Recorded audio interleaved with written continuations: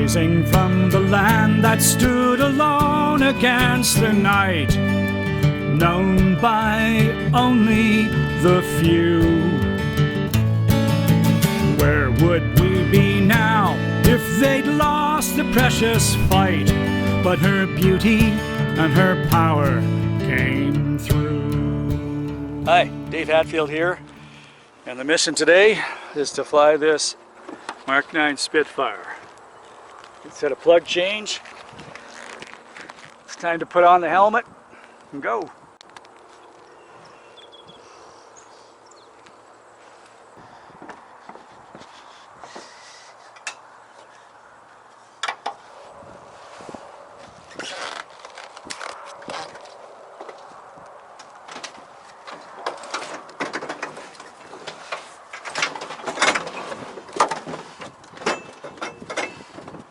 Long legs,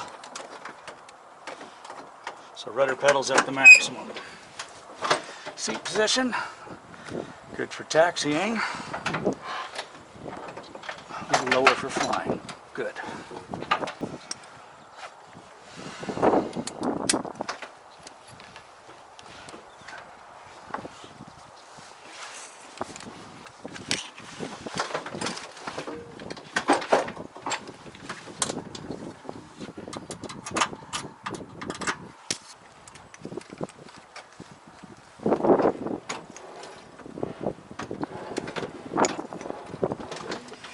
Good.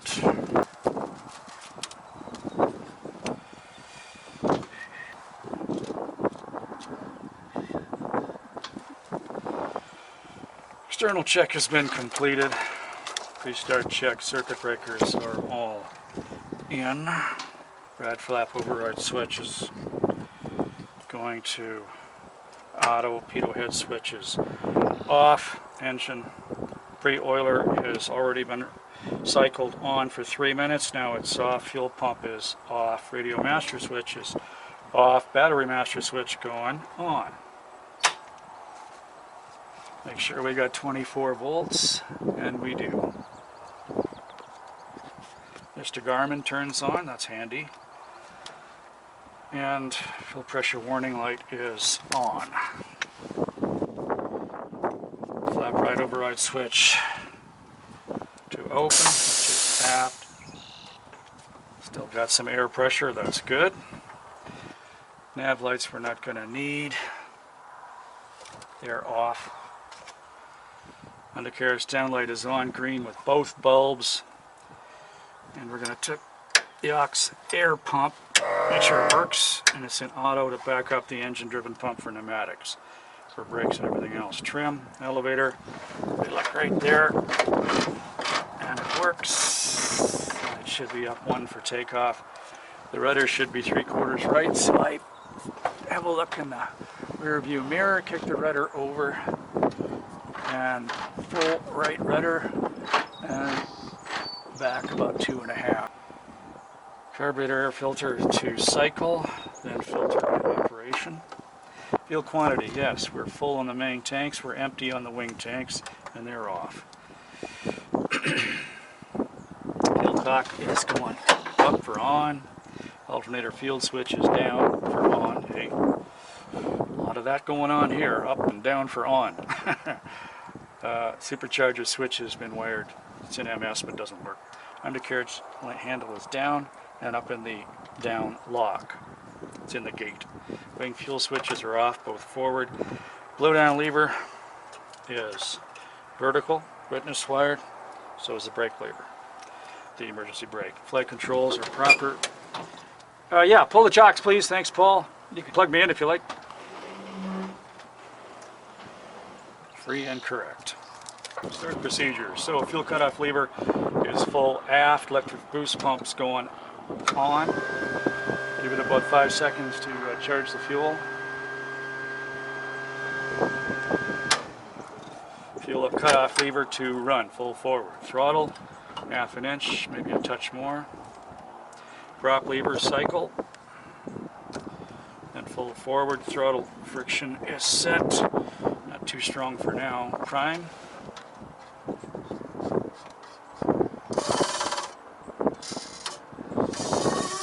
No, nothing. Hard to tell, Paul. Like, it feels like nothing. Oh, maybe I got a little bit there. So I think I'll sneak up on it this time. I had a stack fire last time because the primer's different than last time I flew it. Magneto switches are both going on for up or on. Parking brake, I'm going to set and move the rudder so the levers, the needles are balanced. Pressure is good. Chocks have been cleared. And control column aft. Get her going. Watch out for a stack fire. Clear. Clear. So, if I get a stack fire, I will reach over there, pull that back with my right hand, and keep it cranking. Mags are on.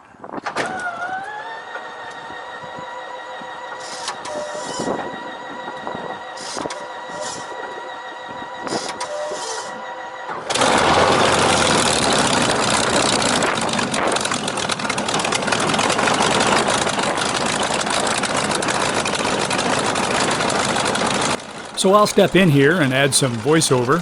Merlins can be a little tricky to start. It's that updraft carburetor, and the fuel from there has to come up through both supercharger impellers, the intercooler, across the intake manifold, through the anti-flashback screens before it gets to the cylinders. And that's where the primer nozzles are. So sometimes a Merlin will start on the prime and then quit until the fuel gets up to it. So if you have the primer open and charged, you can give it another squirt while you're waiting for the main fuel flow to arrive and keep it going.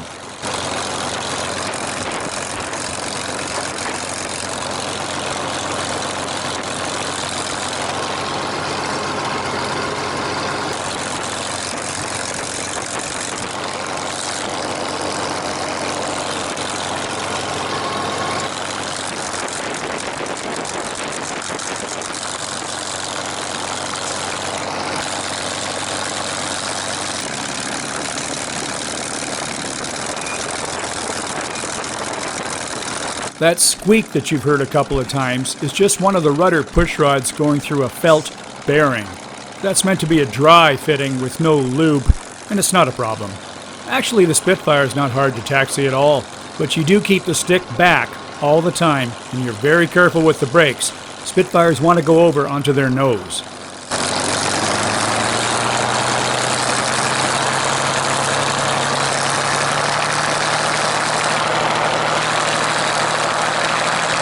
In fact, I'm being so careful to keep the run-up RPM down, about 1700 RPM, that it's not enough to exercise the prop pitch, so I have to give it a little more to cycle and check the system.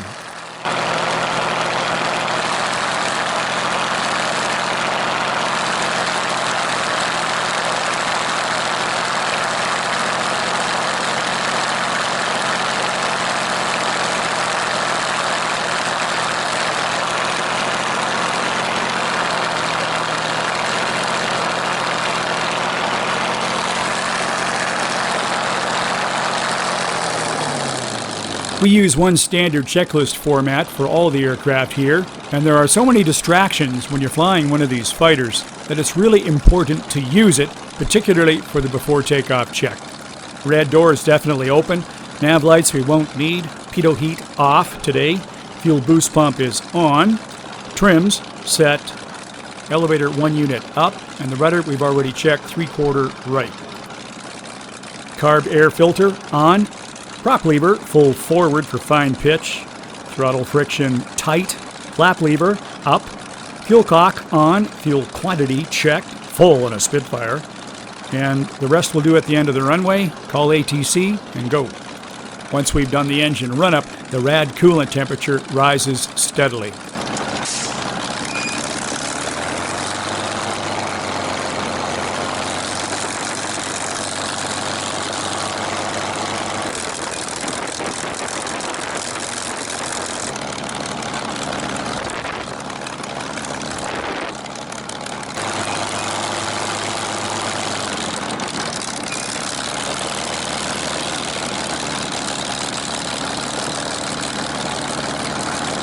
The door is secured in a partially open position because we always take off with the canopy open in a Spitfire in case there was an incident, and with the door in that position, the canopy can't slide forward on its own.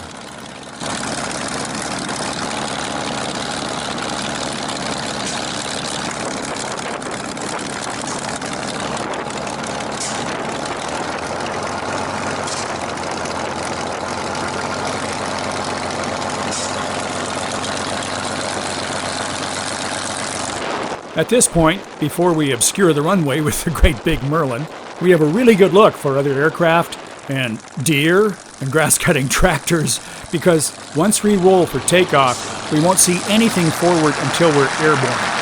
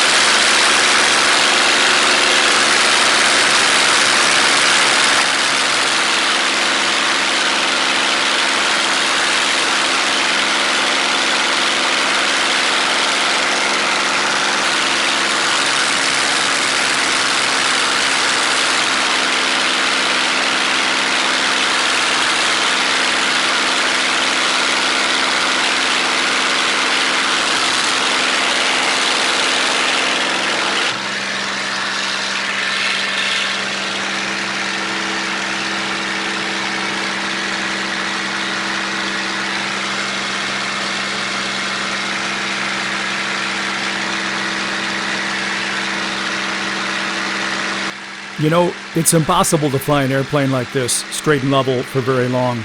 It's just too much fun. And the goal here is just to exercise the engine after a spark plug change. But that doesn't mean we have to stay right side up.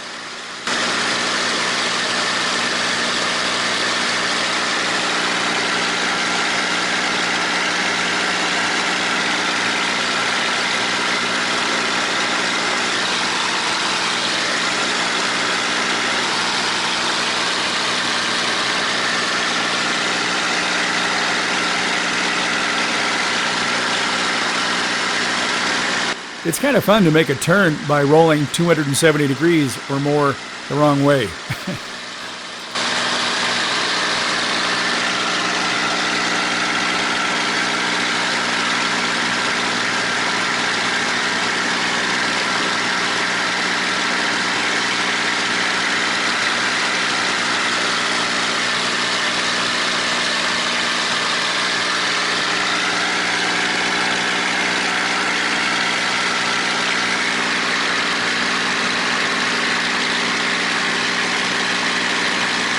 There are a couple of gotchas when you fly aerobatics in World War II fighters like this. The first is negative G.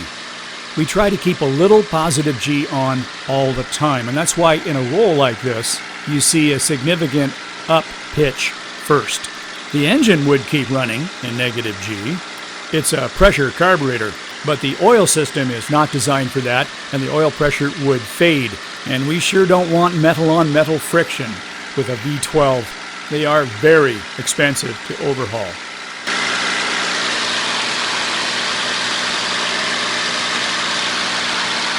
Let's rerun that 4-point roll and watch the G meter.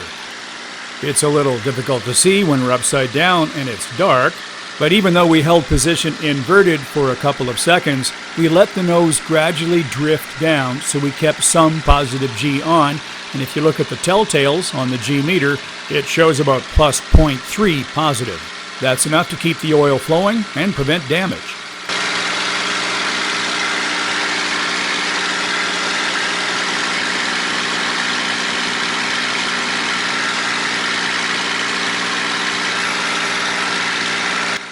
The Spitfire has a quality of grace that you feel when you're flying it, and you can't help but indulge in these great swooping wingovers and lazy eights. There's a harmony of control and performance here that's very appealing to the pilot. Maneuvering the aeroplane is effortless, and the yaw needle just naturally seems to stay in the middle. You connect very completely to the Spitfire, and it's a remarkable feeling.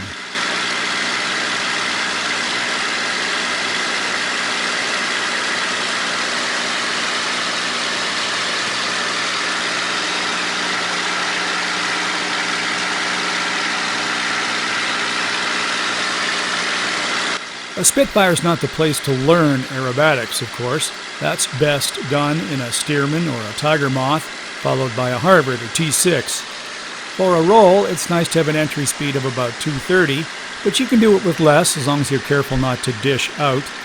For a loop, we want 300, enough to carry safe speed over the top inverted. We don't want any torque rolling in one of these.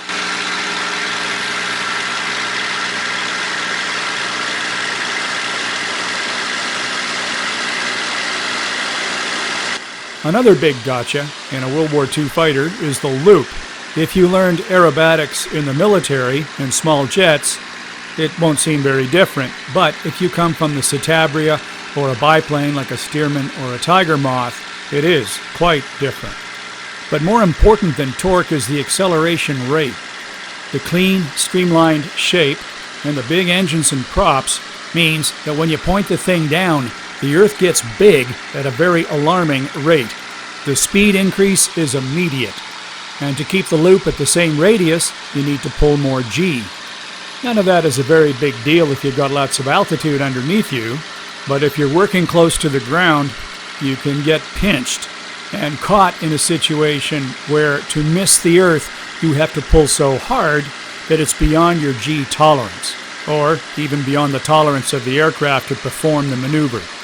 It's a bad idea to commit to a loop towards the Earth in a fighter unless you confirm each time that you've got enough altitude to recover, and that can only come through practice and experience at higher altitudes.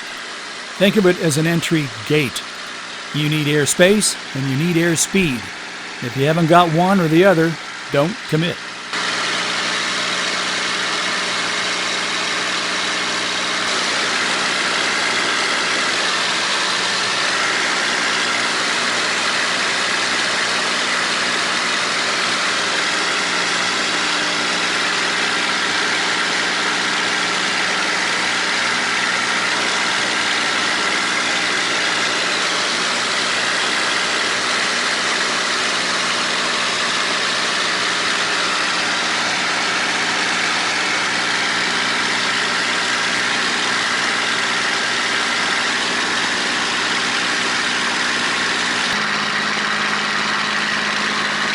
Well, all glorious things come to an end, and it's time to come back and land.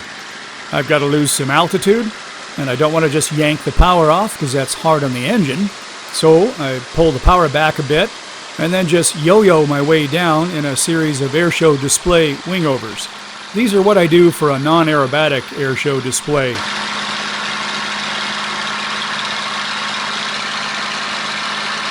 You point the nose down to the corner marker at the edge of the crowd, and before you get there, you turn away from the crowd in another great big swooping wing over with lots of vertical in it, and pull the thing all the way around till you're pointing at the other corner marker.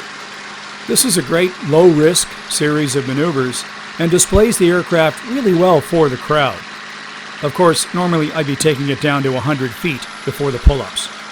Also, this is a great low show if the ceiling's not high enough for an aerobatic display. It's easy to control, it's easy to adjust, it's coordinated, it's safe, it presents the crowd with an aircraft that's always moving and changing and in motion, always in the field of view, and, very important, the sound of the engine is always changing. Who doesn't want to hear a V12 or an R2800?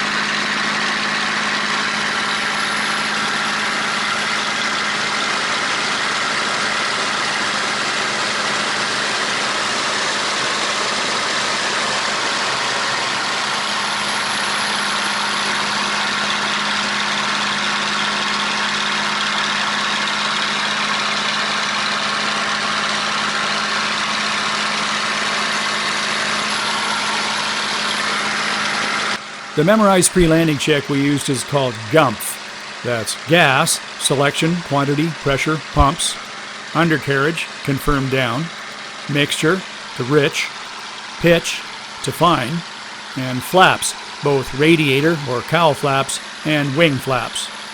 You haven't got a hand free at this stage to hold a paper checklist, and knee pads get in the way during aerobatics.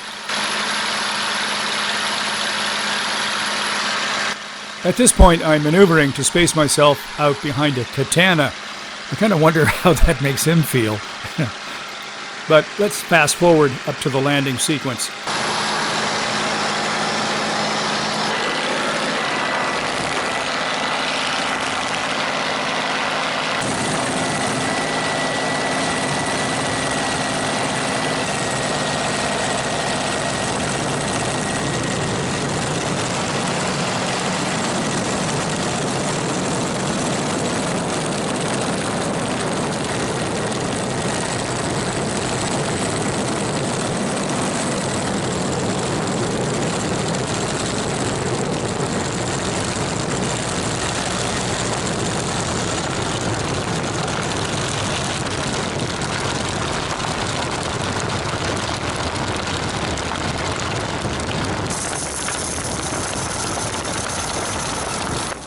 My approach speed was a bit high there, a little over 90 as we crossed the end of the runway. But one thing we do not do in a Spitfire is hammer on the brakes to make the taxiway. Never. If you do that, you'll end up on your nose.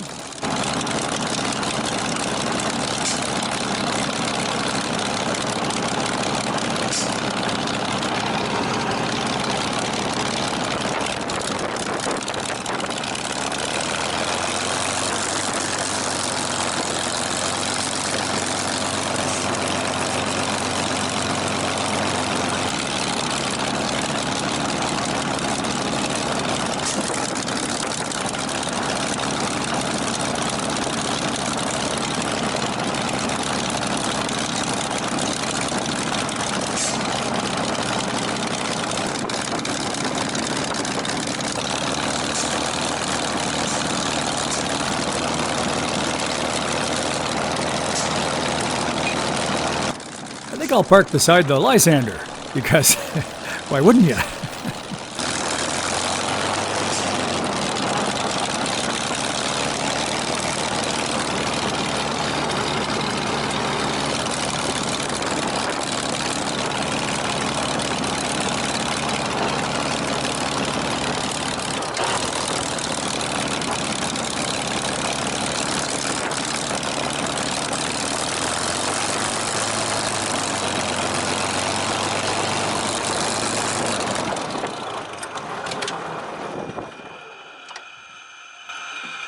Max.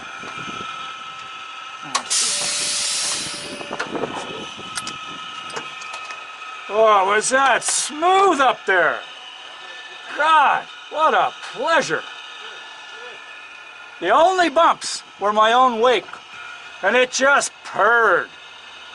You know, I just left a climb power on, you know, from all that aerobatics, didn't touch the throttle. Just 2,400 RPM and about 4 pounds. And just sweet. Man.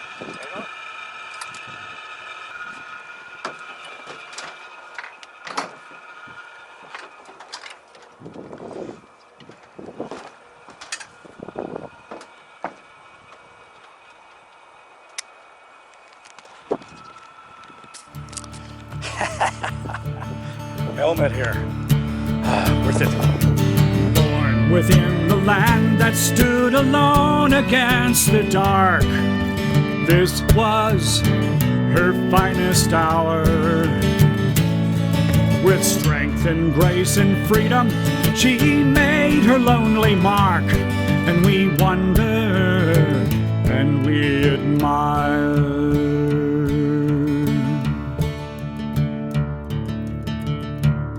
And though there aren't many left, if you see one, never forget. Let the Spitfire always be here to inspire.